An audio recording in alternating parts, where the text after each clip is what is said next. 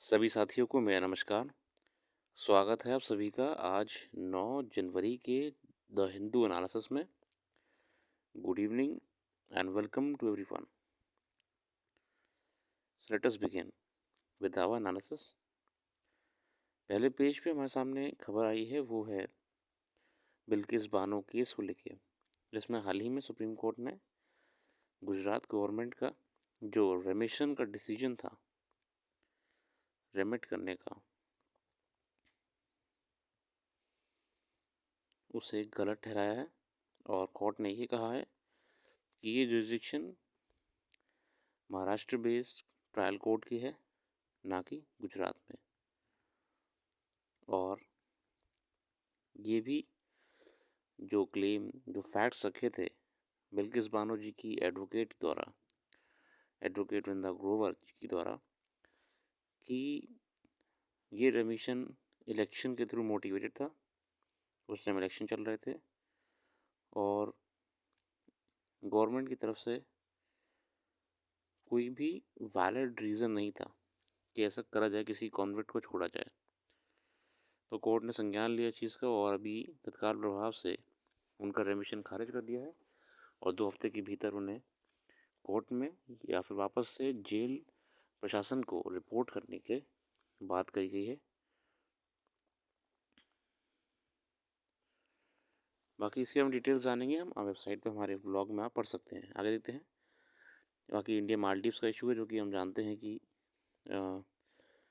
3 मंत्रियों को निलंबित कर दिया गया है, वहाँ से सस्पेंड कर दिया गया है और उनको हटाने की कार्रवाई भी करी जाएगी प्रॉपरली। तो दैट्स नॉट मच कंसर्न है, डिप्लोमेसी चलती रहती है। DGCA revises duty norms for pilots, allows more rest, fewer night flights. अब DGCA ने जो है, बहुत लंबे समय से एक प्रॉब्लम चल रही थी एयरलाइन के पायलट्स द्वारा, जो अपना उनका हेक्टिक शेड्यूल होता है, उसको लेके बार बार मांग उठाई गई है कि इस हेक्टिक शेड्यूल को, जो फ्लाइट ड्यूटी टाइम लिमिटेशंस हैं, फ्लाइट ड्यूटी टाइम रूल्स हैं, इनको रिलैक्स करा जाए। जैसे जैसे हम जानते हैं कि डोमेस्टिक इंडस्ट्री हमारी ग्रो कर रही है एविएशन में, लोग बहुत से बहुत एयरलाइंस ट्रैवल करते हैं, ज़्यादा से ज़्यादा प्रेफर कर रहे हैं प्लेन्स के थ्रू जाना। तो फ्लाइट्स के बढ़ने से पायलट्स के ऊपर काम का बोझ बढ़ गया है। DGCA ने उस चीज़ को संज्ञान में लिया और इसीलिए DGCA ने बहुत सी चीज़ों में रिलैक्सेशन दी है पायलट्स को। और टू अर्ली मॉर्निंग, मतलब जो बहुत ही अर्ली मॉर्निंग फ़्लाइट्स होती हैं या ओवर लेट फ़्लाइट्स होती हैं, उनमें भी टाइम को का आगे पीछे कर दिया। जैसे कि पहले 5 बजे का होता था, 6 बजे कर दिया उसके लिए, ठीक है। और बहुत परिवर्तन करे गए हैं, हम उस पर ज़्यादा नहीं जाएंगे क्योंकि वो हमारा क्षेत्र पे नहीं है। फिलहाल अगर हम देखें तो ये वर्क फोर्स मैनेजमेंट को लेके है। ये हमारा एक बेसिक व्यक्ति के हेल्थ को लेके एक अच्छा इशू है कि कैसे कंपनीज़ को काम तो करवाना चाहिए, लेकिन अपने एम्प्लॉयज़ के लिए भी कुछ सोचना चाहिए, उनकी हेल्थ के बारे में सोचना चाहिए। आगे कहते हैं, अब ये वाला ब्लॉग वेबसाइट पर पढ़िएगा जाके एक बार, ड्रग रिकॉल पॉलिसी के बारे में जो हमने लिखा था। अगला आर्टिकल है कर्ब the disillusionment the traditional rule of law. ये आर्टिकल बहुत अच्छा आर्टिकल था। इसमें बेसिकली वापस से रूल ऑफ लॉ की बात करी गई है और कैसे समय के साथ आपका गवर्नमेंट ने IPC CRPC को चेंज कर दिया, नए कानून ले आए, भारतीय न्याय संहिता, जन विश्वास बिल के माध्यम से करीब 42 सेंट्रल एक्ट्स को गवर्नमेंट ने चेंज कर दिया।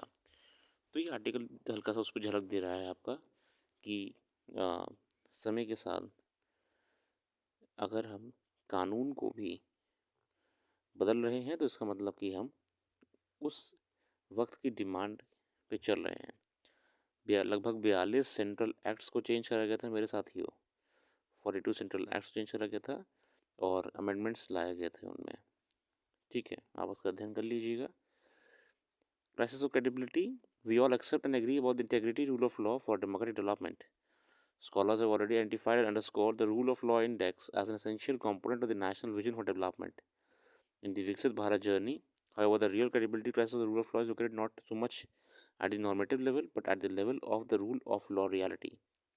That is, constituted by the perception and experiences of the consumers of the law, the victim and the victimizer. चलिए, इसको आप इसमें कुछ ओवरऑल मतलब यही बात करी है रूल ऑफ लॉ के बारे में। आपका कैसे कैसे यहाँ पे कश्मीर का भी जिक्र करा है, ठीक है, तो आप छोड़ दीजिएगा, नॉट नथिंग मच इम्पोर्टेंट। देखिए, जैसे जनरल आर्टिकल्स होते हैं ना रूल ऑफ लॉ पे, इन चीज़ों के ऊपर, तो असल में आप पे जो टेक्स्ट बुक होती हैं और जो मैगजीन्स आप करंट अफेयर्स की पढ़ते हो, उसमें ऑलरेडी इतना कंटेंट मिल जाता है कि आपको ज़रूरी नहीं है कि आप डेली अखबार में सारे आर्टिकल से गो थ्रू हो। जैसे बहुत स्टूडेंट्स बोलते भी हैं कि सर कैसे क्या डेली पूरा अखबार पढ़ना है, क्या करना है। तो देखिए, आपको ये भी सिलेक्ट करना आना चाहिए कि क्या आपको नहीं पढ़ना है। हम यहाँ पे किसी ऑथर के खिलाफ नहीं बोल रहे, हम यहाँ पे किसी न्यूज़पेपर के खिलाफ नहीं बोल रहे, हम ये कहना चाह रहे हैं कि आपकी जो तैयारी है, आप जिस भी परीक्षा की तैयारी कर रहे हैं, आपको यही जानना ज़रूरी है कि आपको क्या चीज़ छोड़नी है, स्किप करनी है, और क्या चीज़ आपको फोकस में रखनी है।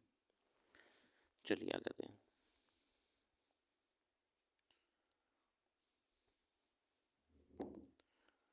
अनलॉफुल रेमिशन, वही वापस से बिल्किस बानो केस को लेके है आपका। Supreme court of India verdict quashed the orders releasing 11 men convicted for the heinous gang rape and murder of several members of the family during the Gujarat pogrom in 2002 is an unequivocal indictment of the state government. The men had been sentenced to life by session court in Mumbai after investigation in the Bilkis Bano case was shifted from the Gujarat police to the Central Bureau of Investigations. A disgraceful story that began with the Bharatiya Janata Party government facilitating their premature release and the freed men being garlanded by the supporters has now ended with the court directing them to return to prison within 2 weeks. The verdict is based on the ground that Gujarat did not have any jurisdiction to decide on granting remission to convict sentence in Maharashtra. ये jurisdiction कोई था नहीं इनके पास जिन्होंने relieve कर दिया। The ruling represents a blow for the rule of law and the restoration of faith in judiciary. कैसे देखिए कि ये जो सुप्रीम कोर्ट डिसीजन है, ये रूल ऑफ लॉ पे फिर से आगे घूम पे आपका। और यहाँ पे मतलब क्या है रूल ऑफ लॉ का? यहाँ मतलब रूल ऑफ लॉ का ये है कि तंत्र अपनी मर्जी से कुछ नहीं कर सकता है।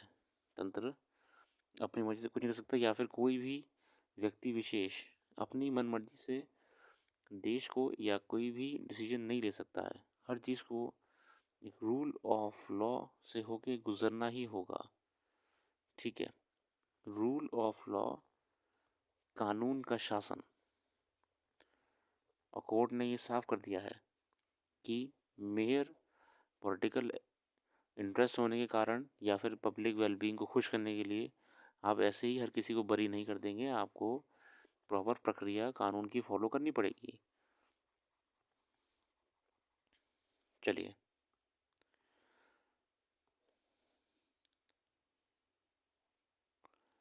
ये आर्टिकल हायर एजुकेशन को लेके। The university grant commission has been issuing regulations, guidelines and practice at breakneck speed. That's some of the important ones misdrawing the attention of higher education community.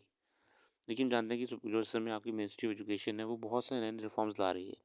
अब हाल ही में आपका जो पीजी होता है medical में, उसको लेकर नए नियम लाए गए। ऐसे ही एजुकेशन में बहुत परिवर्तन लाए जा रहे हैं। One such guideline is the मूल्य प्रवाह 2.0, अ मॉडिफाइड वर्जन ऑफ मूल्य प्रवाह, मतलब आपका जो है values. It seeks to inculcate human values in professional ethics in higher education institutions. मतलब प्रोफेशनल एथिक्स आपकी ह्यूमन वैल्यूज़ होनी चाहिए। The stated intention is to build value-based institutions by orienting individuals and institutions towards developing a deep respect for fundamental duties and constitutional values and bonding with the country, है ना। ये basically की प्रयास करा जा रहा है जितनी भी आपकी हायर एजुकेशन इंस्टीट्यूशंस हैं, हायर एजुकेशन इंस्टीट्यूशंस संस्थान जो हैं आपके, वहाँ पे गुणवत्ता शिक्षा तो प्रदान की ही जा रही है, साथ में हमें उस व्यक्ति को जो वहाँ से निकल रहा है उसे वैल्यूज़, उसको एथिक्स भी हमें सिखाने चाहिए ताकि वो समाज में जाके एक एथिकल व्यक्ति बना रहे, ठीक है। The triggers the findings of survey of a human resource managers which highlight the unethical practice in various organizations. The most prominent factors of favoritism in hiring, training, pay and promotion, sexual harassment, gender discrimination. और जब ये देखा गया बराबर से कि देखिए, जब हम वर्कफोर्स में एंटर कर जाते तो हमने देखा कि ज़्यादातर लोग देखिए, अब वर्कफोर्स का मतलब क्या है कि आपकी कहीं पे जॉब लग गई, आप वहाँ पे काम कर रहे हैं एज एन एम्प्लॉई। तो ऑब्वियस सी बात है कि आप एलिजिबल होंगे तभी आप वहाँ पे एम्प्लॉय बने हैं। तो मतलब यहाँ पे एजुकेशन तो कोई मैटर है ही नहीं। आप एजुकेशन में आपकी एलिजिबिलिटी होगी तभी आप वहाँ पे एम्प्लॉय बने हैं। मगर ये देखा गया कि ह्यूमन रिसोर्स मैनेजमेंट में कि सब चीज़ सही होने के बाद भी जो एक इशू लोगों में आता है वो है एथिकल। एथिकली कुछ ना कुछ गड़बड़ कर देते हैं। एथिकली जेंडर डिस्क्रिमिनेशन करते हैं, एक दूसरे के खिलाफ षड्यंत्र करते हैं, सेक्सुअल हरासमेंट इंसिडेंट्स आते हैं। इसका मतलब क्या है कि सिर्फ एजुकेशन से नहीं हो रहा है ना। आप कह दो नहीं भैया हम तो बहुत एजुकेटेड हैं, हम कंपनी में इतनी सीनियर पोस्ट पे हैं, हमारी इतनी बढ़िया कंपनी है। नहीं, हम वहाँ पे जो मिस कर रहे हैं वैल्यू एलिमेंट, अगर वो भी हो जाएगा तो समाज में ना एक सोसाइटिकल बैलेंस बना रहेगा, है ना। तभी देखिए यदि आजकल न्यूज़ आती हैं कि महिला सेक्सुअल हरासमेंट के केसेस करती हैं ऑफिस में, जेंडर डिस्क्रिमिनेशन होने के कारण आपका लोग परेशान होने लगे हैं, बहुत स्मोकिंग करना शुरू कर दी है ना। प्रेजुडिस के कारण एम्प्लॉयज़ के बीच में उतने हेल्दी रिलेशंस नहीं होते हैं। मतलब कि एजुकेटेड सब लोग हैं, सब पढ़े लिखे हैं तभी काम कर रहे हैं। पॉइंट यहाँ पे है कि एथिकल कहीं ना कहीं वैल्यूज़ बहुत कम हो गई हैं, जिनको गवर्नमेंट ने मूल्य प्रवाह नाम की योजना के अंतर्गत वापस से बनाए रखने का निर्णय लिया है। Emphasis on transparency, Mule Prabha 2.0 underscores the need for utmost transparency in administration and highlights the decision making in higher education institutions must be solely guided by institutional and public interest and not be vitiated by biases. The guideline expects the higher education institution to ensure integrity, trusteeship, harmony, accountability, inclusiveness, commitment, respectfulness, belongingness, sustainability, and constitutional values. मतलब कि higher education institution की जिम्मेदारी होगी कि वो अपने subjects पे, मतलब कि अपने स्टूडेंट्स पे ये क्वालिटीज़ को किसी न किसी तरीके से इम्पार्ट करने की कोशिश करे। The guideline requires transparency, fairness, honesty of the highest degree of ethics. It reminds the institutions to act in best interest of the institutions, the people. It further asserts that officials and staff must refrain from misappropriating financial and other resources and refuse to accept gift, favor, service, or the items of any person, group, private business, or public agency which may affect the impartial performance of duties. Issues of confidentiality. The emphasis on the need for and importance of maintaining the confidentiality of information is bemusing, as it runs counter to the right of information as an instrument to ensure accountability. Higher education institutions must in fact be mandated to voluntarily disclose all critical information and subject themselves to public scrutiny. The guideline would do well to urge them to promptly upload agendas, the proceedings and minutes of proceedings meetings of decision making bodies. ठीक है। Union and supports. Mule Prabha expects staff and student unions to support the administration in development activities and raise issues in a dignified manner. देखिए ये भी एक बड़ा अच्छा concern है। जितने भी यूनियन बने हुए हैं, जितने भी आपके स्टाफ यूनियन बने हुए हैं या स्टूडेंट यूनियन बने हुए हैं, इनके लिए भी मूल्य प्रवाह कहता है कि अपनी बातों को बिल्कुल रखिए, अपनी बातों को समक्ष ले जाइए स्टाफ मैनेजमेंट एडमिनिस्ट्रेशन के, मगर एक डिग्निफाइड मैनर में। ठीक है। Higher education institutions are communities of scholars which are no where no one should be more equal than another. Each stakeholder must be allowed to proactively participate in protecting, preserving, and promoting the culture. ये एक अच्छा step है government education का। आप इसको बिल्कुल देखिएगा, मूल्य प्रवाह को, ये ज़रूरी है। मूल्य प्रवाह 2.0।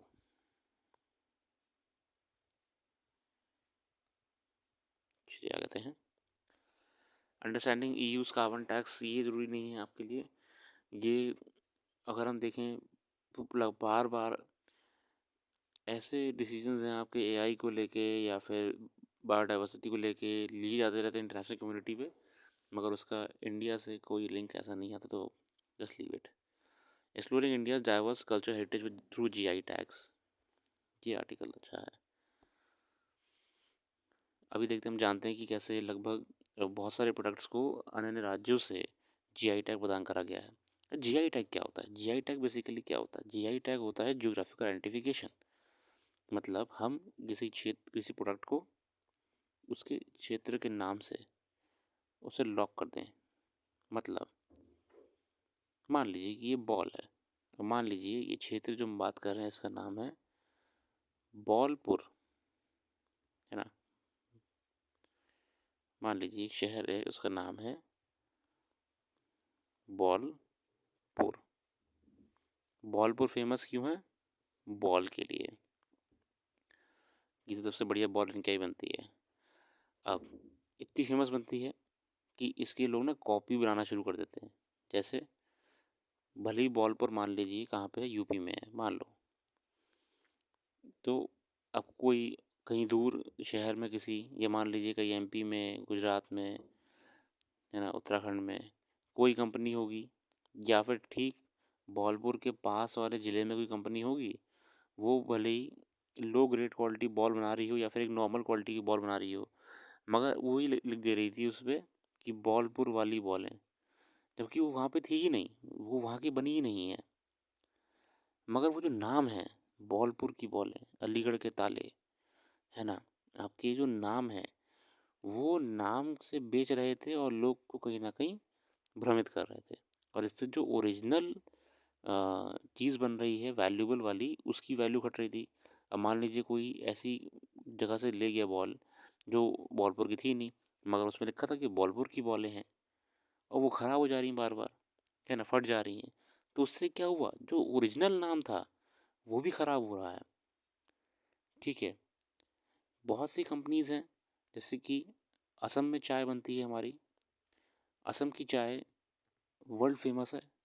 लंदन में जो क्वीन थी आपकी, अभी जिनकी मृत्यु हुई हाल ही में, उनकी चाय असम से जाती थी आज तक, टिल डेट। जो चाय बकिंगम पैलेस में और उनके आवास में जाती थी वो असम से जाती थी। ठीक है, खासकर अंग्रेज़ों के ज़माने में भी। अब बहुत सी यूरोपियन कंपनीज थी, और बहुत सारी कंपनीज होती हैं, वो लोग क्या करते थे कि वो लोग चाय बेचते थे असम टी के नाम से। मतलब गलत तरीके से, जो असम में बनी भी नहीं है, उससे उस चीज़ का नाम गड़बड़ हो गया। ठीक है, आ जाते हैं। In India if one thinks of Tirupati or Nagpur, often laddus and oranges come to mind, respectively. Both these products have GI tags. While arguing for a GI tag, Tirumala Tirupati Devasthanam said in their application that the highest quality of raw material is produced for the production of laddu. देखा आपने कि कोई व्यक्ति मेहनत से उस चीज़ को बना रहा है, उसे क्वालिटी दे रहा है, तभी उसकी क्वालिटी अच्छी है। मगर कोई सेकंड पर्सन आ जाए, बी पर्सन आ जाए, और वो लो क्वालिटी से बना रहा है और उसे उसी नाम से बेच रहा है मार्केट में लड्डू, तो वो कहीं ना कहीं ओरिजिनल नाम भी ख़राब कर रहा है, और ओरिजिनल जो नाम था उसकी मार्केट भी ख़राब कर रहा है। The GI tag for Nagaur orange reportedly helped farmers brand their products under the tag. अब GI टैग से क्या हो जाएगा कि अब मान लीजिए ये नागौर के ऑरेंज फेमस हैं, तो अब पूरे वर्ल्ड में तक, इंडिया में, पूरे इंडिया में जहाँ भी यहाँ के फार्मर्स उगा रहे हैं वो लिख सकते हैं नागौर ऑरेंज। बाकी वो अपनी कंपनी का जो नाम लिखें वो अलग चीज़ है, जो भी अपनी फर्म का नाम लिखें, मगर ये नागौर के ऑरेंज नाम से बेच सकते हैं, सिर्फ यही बेच सकते हैं, हर कोई नहीं बेच सकता है। Any traders body association or organization can apply for GI tag. The applicants need to be prove the uniqueness of the item. देखिए अप्लाई कोई भी कर सकता है, बस ये होना चाहिए कि आपकी यूनिकनेस हो, कोई ऐसी वजह हो कि आप ही यूनिक हो। ठीक है, प्रॉपर हिस्टोरिकल रिकॉर्ड्स दीजिए आप उसके, कि नहीं ये मतलब पुरखों से हमारे यहाँ ही उग रही है, या ये पुश्तैनी चीज़ें हमारे यहाँ ही बनती है, कई सालों से बन रही है और कोई बना नहीं पाता है इत्यादि। It is important to note that the raw materials for such products do not have to come from that region. ठीक है, ये जरूरी नहीं है कि रॉ मटेरियल वहीं से, रॉ मटेरियल कहीं से भी आ रहा, हम तो यहाँ फाइनल प्रोडक्ट की बात कर रहे हैं। For instance the leaf that gives the Banarasi paan is identity is not grown in Banarasi, it comes from Bihar, West Bengal, Orissa. The mulberry silk use in Kanchipuram से साड़ीज कम फ्रॉम कर्नाटका। मतलब जरूरी नहीं है कि रॉ मटेरियल वहीं से आ रहा हो, रॉ मटेरियल कहीं से आ सकता है, ऑब्वियस ये बात है ना। But point is the final product is the uniqueness. There are 34 classes of products that can get GI tags.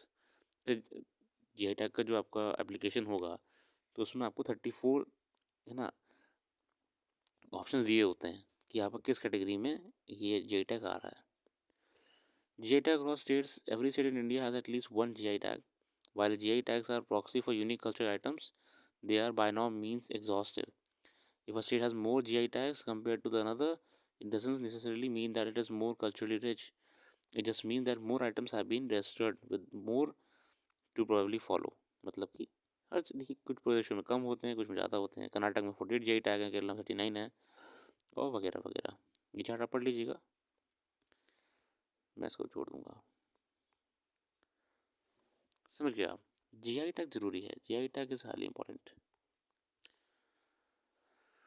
Text and context, ये बेसिकली इंडिया जो हिट एंड रन वाला केस था इसको लेके आप इसे छोड़ दीजिएगा. अभी ये यहाँ पे किसी काम का नहीं है. जब तक इम्प्लीमेंट होगा 2025 तक, तब तक उसमें लॉ कमीशन की इतनी रिपोर्ट्स आ जाएंगी, तब तक इसमें गवर्नमेंट की जो बॉडीज़ बनेंगी, कमीशंस बनेंगी, वो जब डिस्कस करेंगी आपकी ऑल इंडिया ट्रांसपोर्ट एसोसिएशन से, तब जाके आपको कुछ फाइनल प्रोडक्ट मिलेगा. तो अभी के लिए आप अध्ययन कर सकते हो ताकि आपकी भी नॉलेज बढ़े. आपसे कोई पूछ सकता है तो आप बता पाओ, इसके अलावा आपके लिए ज़रूरी नहीं है. How surgical care in India is a neglected part of the public health. Surgical care देखिए यहाँ पे, Indian Health Management Information System classifies surgeries which do not require general or spinal anesthesia as minor. In 1920, the system, which covers most publicly owned health facilities in the country, recorded more than 14 million minor surgeries, which accounted for about a quarter of all surgeries. The Lancet Commission on Global Surgery deems this to be much less than the actual need. In 2015, the LCOGS researchers found that New Zealand, which has universal health coverage, had 5,000 surgeries per 1 lakh people. With a population of about 1.4 billion, the rate of surgeries in India is somewhere between 166 and 3646 surgeries per 1 lakh. देख रहे हैं आप कैसे कितना कितना gap है थोड़ा सा, कि जहाँ न्यूजीलैंड में 5,000 सर्जरी हुई हैं प्रति 1 लाख व्यक्तियों पे, वहीं भारत में हुई हैं 166 सर्जरी प्रति 3,646 लोगों पे. सॉरी, 3,646 सर्जरी हुई हैं 1 लाख लोगों पे. The LSCOGS has proposed that countries, particularly low and middle income, collect and monitor high quality data for indicators.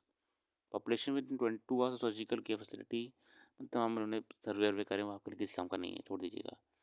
अच्छा, right to access surgery. Millions of children and adults around India, regardless of the severity of the condition, need or affordability, are forced to treat the basic right of surgery as luxury. Surgery होना आज भी इतना महंगा होता है कि बहुत बड़ी बात है. और लगभग बहुत से लोग जो हैं ग्लोबली अगर हम बात करें तो सर्जरी वगैरह ले ही नहीं पाते हैं, क्योंकि वो महंगी कॉस्टली एक अफेयर होता है अपने आप में. More than 90% of rural Indians are estimated to not have access to surgery when required. First, many people are unable to reach the hospital on time.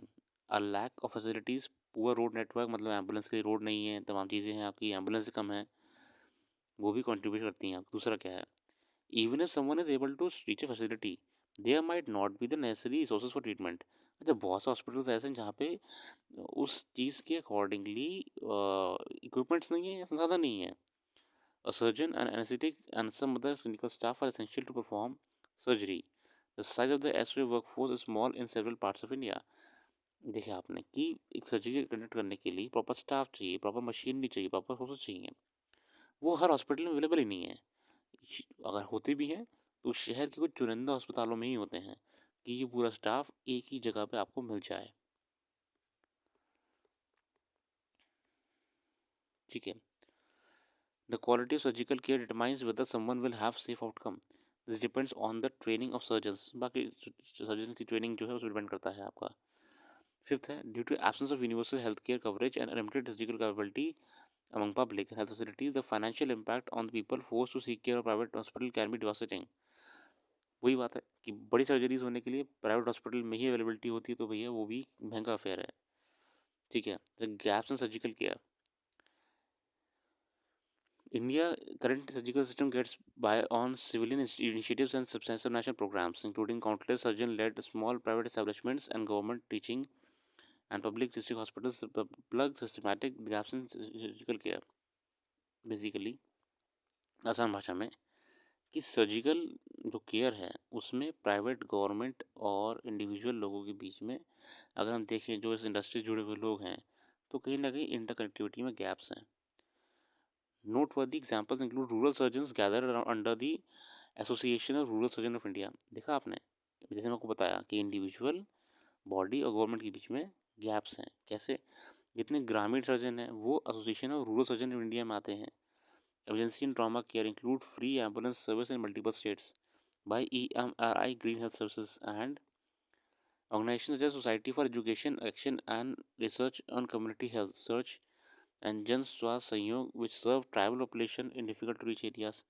कुछ हैं जो आपके ट्राइबल को सर्व करते हैं. Individual surgeons working on technological innovations and groups such as Global Surgery Indian Hub, which strengthen the research networks, have also contributed to the improving surgical care. However, systematic gaps persist, and they must be eliminated if India is to improve performance on the ALCOX indicators. चीज़ें हो रही हैं, ऐसा नहीं है कि चीज़ें नहीं हो रही हैं, ऐसा नहीं है कि कोई भारत में सर्जन्स की कमी हो गई है या सर्जरी में तमाम कुछ तरह इमाम हो गया है. पॉइंट इज़ दैट कि ना सर्जरीज और सर्जिकल जो इंफ्रास्ट्रक्चर है इसको हमें और कनेक्टेड करना होगा. The main issue is the lack of problem recognition, lack of surgical care access, preventable disease burden due to surgery and the economic toll of surgery on society. है ना, समाज के ऊपर जो महंगा पड़ता है सर्जरी कराना, are still not considered to be part of public health in the main stream.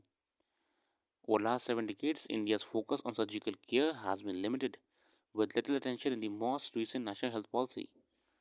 Since the publication of ALCOGs, many countries in Africa and South Asia have initiated national surgical or obstetric anesthesia plans or equivalent policies. India currently has no, and so the lack of investment in data for monitoring and evaluation of surgical care indicators has been a major roadblock. मतलब कि जो ये आपकी Lancet report थी इसके बाद से थोड़ा सा हर किसी को आईना दिख गया है कि हमें देश के हेल्थ, देखिए ऐसा नहीं कि गवर्नमेंट कुछ कर नहीं रही या फिर कुछ हो नहीं रहा है देश में या आप डर जाओ एकदम से कि यार ऐसा सर्जरी वगैरह कुछ हो नहीं कि इतनी प्रॉब्लम्स है समाज में तो मतलब कि हमारा हेल्थ सिस्टम चरमराया हुआ है. देखिए गवर्नमेंट रेगुलरली बहुत से इनिशिएटिव के माध्यम से हेल्थ इंफ्रा को मजबूत कर रही है. ठीक है, चाहे वो आयुष्मान मिशन हो या वो आभा हेल्थ आईडी हो. ठीक है, आभा हेल्थ आईडी हो, आयुष्मान मिशन हो, है ना, और आपके बहुत सारे इनिशिएटिव गवर्नमेंट के हैं फ्री और टेली मेडिसिन वगैरह को लेके हैं. ठीक है, इसके साथ साथ गवर्नमेंट को जो बेसिक हेल्थ केयर वो तो गवर्नमेंट ने अपना काम कर दिया है कि ना बड़े शहरों में 300 बड़े अस्पताल कर दिया है, मल्टी स्पेशलिटी हॉस्पिटल्स खोले जा रहे हैं, एम्स खोले जा रहे हैं.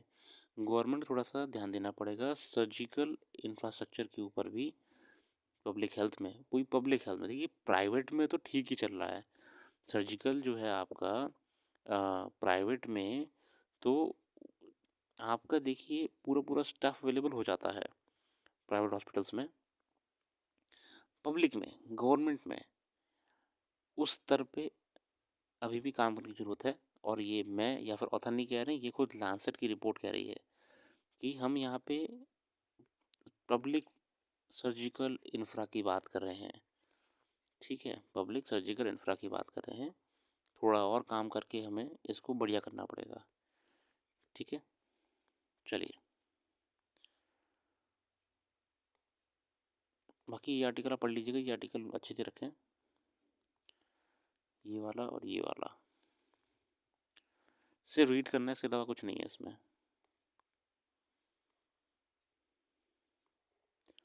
बाकी डेर कैसर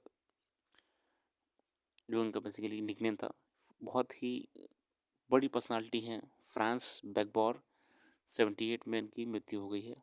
फुटबॉल या आपका स्पोर्ट्स खिलाड़ियों में जितने भी लोगों का निधन होता है या फिर आपके कोई अवार्ड मिलता है तो ये आपके लिए नोट डाउन करना बहुत ज़रूरी है और करंट अफेयर्स के लिए भी इम्पॉर्टेंट रहता है। तो इनका नाम है फ्रांस बेकनबॉर। बाकी आज के लिए इतना ही रखते हैं। अपना कीमती समय देने के लिए बहुत बहुत धन्यवाद। आपका दिन शुभ हो।